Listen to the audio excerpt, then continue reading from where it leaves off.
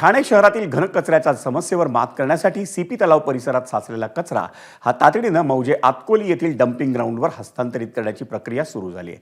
ठाणे महापालिका क्षेत्रातल्या या स्वच्छता मोहिमेची पाहणी आयुक्त सौरभ राव यांनी केली.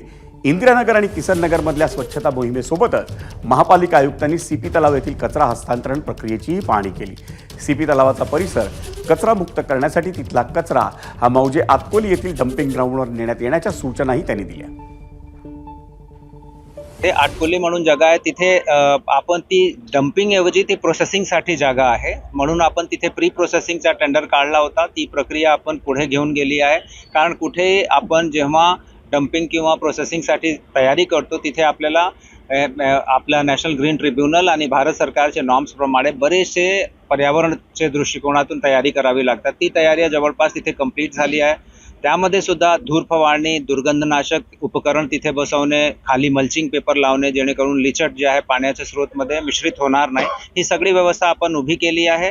आणि तिथे आता आपण इथून जे कचरा आपण शिफ्ट करत आहोत तो आतकोलीलाच आपण शिफ्ट.